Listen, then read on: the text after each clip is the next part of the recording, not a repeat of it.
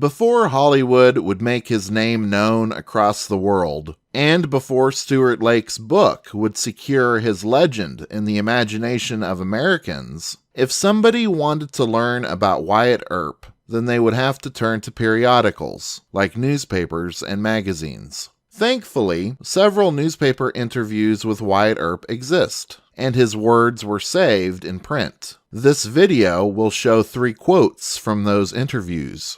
On August 2nd, 1896, the San Francisco Examiner published an interview with Wyatt Earp with the title, "How Wyatt Earp Routed a Gang of Arizona Outlaws." The bulk of the article is devoted to Wyatt Earp's time in Arizona. However, after a brief introduction, he starts his story by talking about Doc Holliday. After describing their first meeting in Fort Griffin, he relates how Doc and Big Nose Kate escaped the town and came up to Dodge City. It was then that Wyatt gave his personal opinion of his friend. "Such, then, was the beginning of my acquaintance with Doc Holliday, the mad, merry scamp with heart of gold and nerves of steel, who in the dark years that followed stood at my elbow in many a battle to the death. He was a dentist, but he preferred to be a gambler. He was a Virginian, but he preferred to be a frontiersman and a vagabond.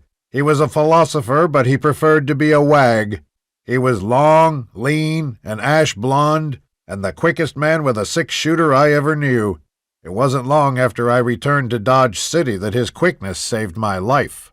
One wrong fact stands out in Wyatt's description. Doc Holliday was not a Virginian. He was from Georgia, specifically Griffin, Georgia. The possibilities are either Wyatt did not remember correctly, or that it was the mistake of the newspaper man interviewing him and writing it down. Later that month, on August 16, 1896, the San Francisco Examiner published another interview with Wyatt Earp, this time titled, "Wyatt Earp's Tribute to Bat Masterson, the Hero of 'Dobe Walls." Wyatt Earp and Bat Masterson had worked closely together during their time as lawmen in Dodge City, and a strong friendship had formed. In this interview, Wyatt gave his opinion of Bat Masterson. "His fame as the hero of 'Dobe Walls and the slayer of Sergeant King had preceded Bat to Dodge, and he attracted no end of respectful attention as he limped from one gambling house to another, still pale and weak from the effect of King's bullet.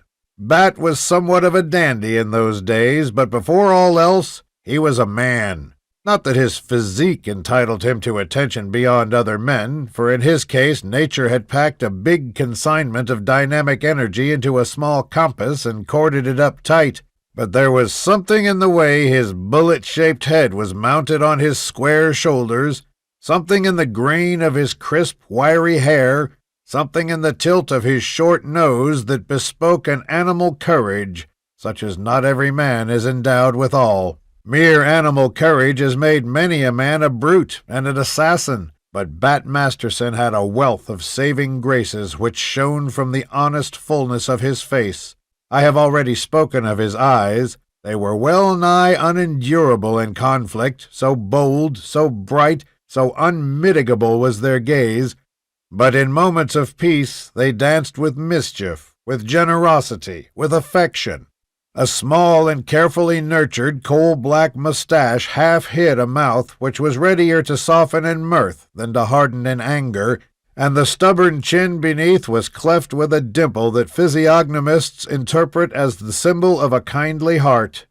It was Wyatt Earp's friendship with Bat Masterson that would help grow his legend. Once, when President Theodore Roosevelt was talking to Bat Masterson, the president told Bat that he should write down his life story. Bat Masterson replied, "Mr. President, the real story of the Old West can never be told unless Wyatt Earp will tell what he knows, and Wyatt will not talk." This quote would motivate Roosevelt's press aide, Stuart Lake, to contact Wyatt and publish Wyatt Earp, Frontier Marshal in 1931.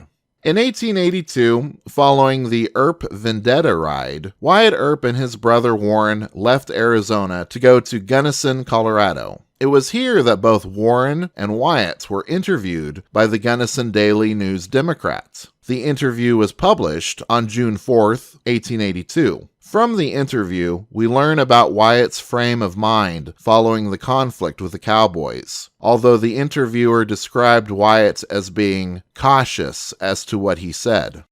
"I promised my brother to get even," he said, "and I've kept my word so far. When they shot him, he said the only thing he regretted was that he wouldn't have a chance to get even. I told him I'd attend to it for him. I shall stay here for a while. My lawyers will have a petition for a pardon drawn up.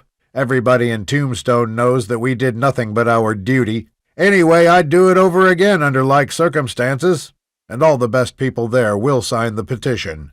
Governor Pitkin knows the facts pretty well and will sign it too. We look for a pardon in a few weeks, and when it comes, I'll go back. But if no pardon is made, I'll go back in the fall anyway and stand trial. I'd go now, but I know we would have no show. They'd shoot us in the back, as they did my brother. I'm going to run for sheriff this fall. Behan knows he can't get it again, and that's what makes him so hot towards me. I hear the gang is breaking up and a good many are going to other parts of the country. I sold out my place, but we have some mining property back there yet. Doc Holliday is in Pueblo now, and he may come over here." The pardon would never come for Wyatt Earp, his brothers, or Doc Holliday. He would not return to Tombstone, and no trial would take place. Wyatt's hopes of running for sheriff against Johnny Behan would never materialize, and the Earps' investments and mining property would be sold off for taxes. Wyatt had escaped Arizona with his life, and with a story to tell, a story that is still told today.